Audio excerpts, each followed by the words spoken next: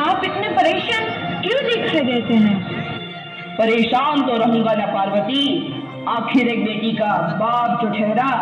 पार्वती, अब उसके हाथ पीले करने का समय आ गया है। पर हमारी आनंदी तो अभी सिर्फ 9 साल की है।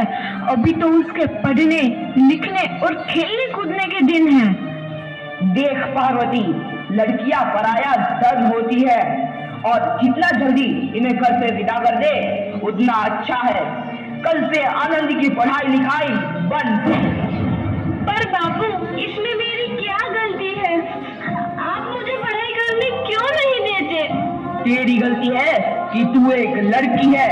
लड़का होती तो क्या बापू? लड़का होती तो क्या?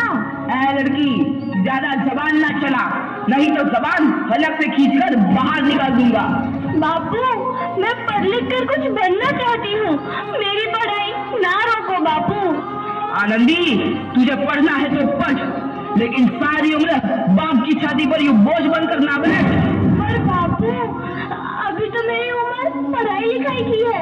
मुझे पढ़ लिख कर डॉक्टर बनना है। पढ़ाई पढ़ाई पढ़ाई, आज तो तेरी इन किताबों का काम तमाम करके ही छोड़ूंगा। ये ले। नहीं बापू, मत पढ़ो बापू। सॉरी। नहीं बापू, नहीं। बापू, ये तुमने क्या किया? तुमने मेरी इन किताबों को भी नहीं पढ़ा बापू। मेरी किस्मत फाड़ दी, मेरी किस्मत। ये कापी किताबें ना सिर्फ छोरों के हाथ में अच्छी लगती है, लड़कियों के हाथ में तो सिर्फ मेहंदी अच्छी लगती है, मेहंदी। पर बापू, मैं लड़की हूँ तो क्या हुआ? लड़का और लड़की तो हमारी दोनों आंखों के समान होते हैं। चुप कर आनंदी, और यह एहसान मान कि अब तक जिंदा है तू। कहीं बचपन में गला दबाकर मार दिया होता तो यह तेरी बकबक नहीं सुननी पड़ती आज। पर बापू, मुझे चूल्हा जलाना अच्छा ना लगे है। देख छोरी, जितना जल्दी हो तू चूल्हा जलाना सीख ले, उतना ही अच्छा है तेरे लिए। और हाँ, तेरा ब्याह तो होगा, वो भी कल के कल। अपना जीवन है तुम्हारी यही कहानी। आंचल में है दूध और आंखों में है पानी। मुझे माफ कर दे बेटी, तेरे बापू के जिद के आगे मेरी एक न चलेगी। माफ कर दे बेटी, मुझे माफ कर दे। इस प्रकार मात्र 9 वर्ष की छोटी उम्र में आनंदी का विवाह गोपाल राव जोशी से हो गया। बाल विवाह एक सामाजिक कुरीति है और इस कुप्रथा का शिकार होना पड़ा आनंदी को। 5 वर्ष बाद आनंदी 14 साल की हो गई है। उसके घर एक शिशु ने जन्म लिया है। देखते हैं आगे क्या हुआ। देखिए ना, इसे क्या हो गया है? इसका माथा तो अंगार की तरह तप रहा है। इसे तो बहुत तेज बुखार है। आप बिना कुछ भी बोलते हैं, दीजिए मुझे।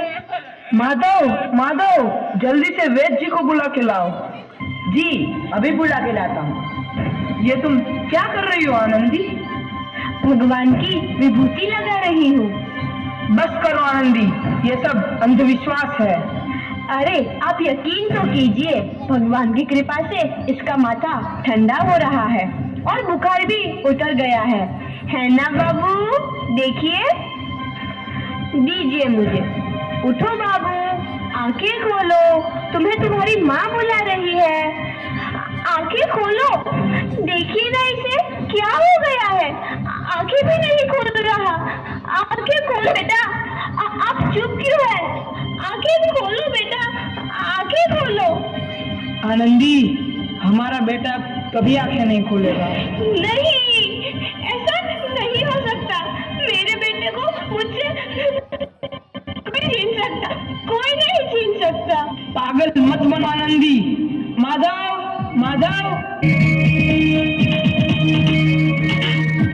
आनंदी, बंद करो ये पागलपन। भगवान ने मेरा बच्चा छीन लिया।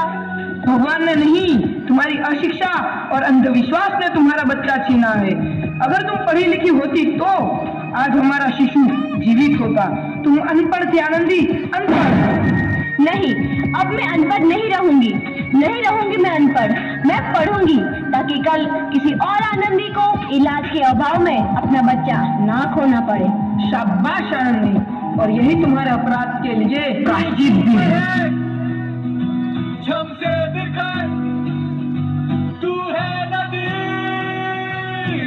आनंदी, तुम्हारी 12वीं का परिणाम आ गया है। तुमने पूरे कॉलेज में प्रथम स्थान अर्जित किया है। आनंदी, तुम्हारी मेहनत रंग लाई है। तुम्हें शिक्षा वृत्ति मिली है। ये लो तुम्हारे अमेरिका जाने की टिकट। मुझे शिक्षा वृत्ति मिल गई, मैं अमेरिका जा रही हूँ। पर ये सब मैं अकेले कैसे कर पाऊंगी? आनंदी, अपने आप को इतना कमजोर क्यों समझ रही हो?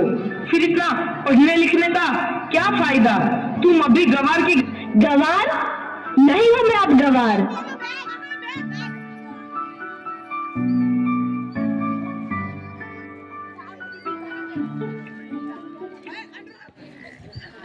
प्रकार 7 अप्रैल 1883 को आनंदी अमेरिका के पेंसिल्वेनिया के लिए रवाना हुई और 3 साल बाद उन्होंने डॉक्टर ऑफ मेडिसिन की उपाधि प्राप्त कर ली।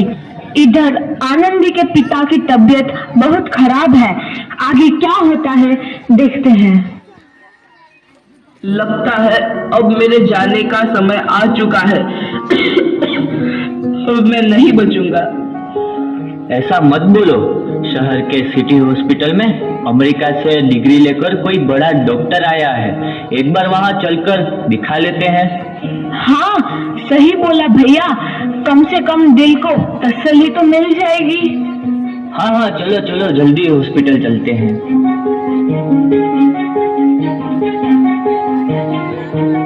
इस मरीज की हालत तो बहुत ही खराब है। कोई चमत्कार ही इसे बचा सकता है। ऐसा मत बोलो भाई। डॉक्टर साहब कब तक आ जाएंगे? लो आ गई डॉक्टर मैडम। डॉक्टर मैडम जल्दी देखिए, मरीज की हालत बहुत ही खराब है।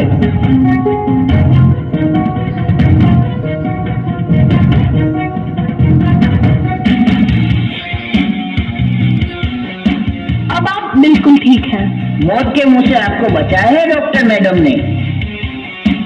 डॉक्टर साहब ने मुझे बचा लिया। मुझे मिलना है डॉक्टर साहब से। डॉक्टर साहब नहीं, डॉक्टर मैडम बोलो। डॉक्टर मैडम, उन्होंने ही तुम्हें जीवन दान दिया है।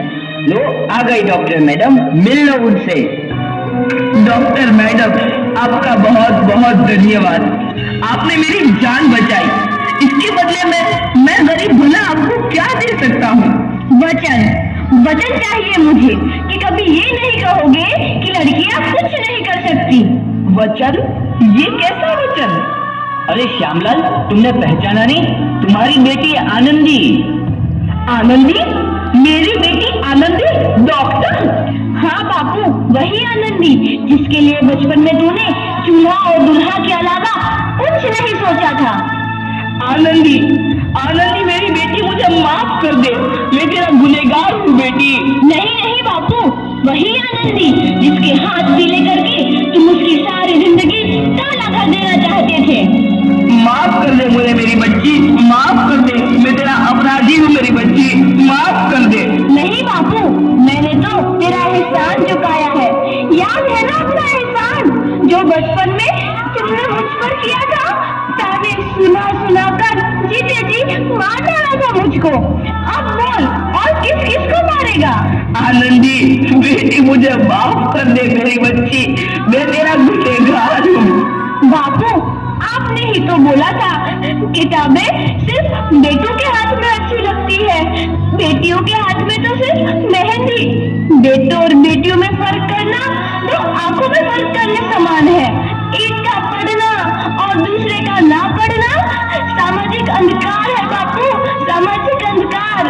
उपकार मांगता हूँ मैं तुझ जैसी बेटी का, जिसने सारी उम्र तुझसे कुछ ना मांगा तो सिर्फ बराबरी का दर्जा।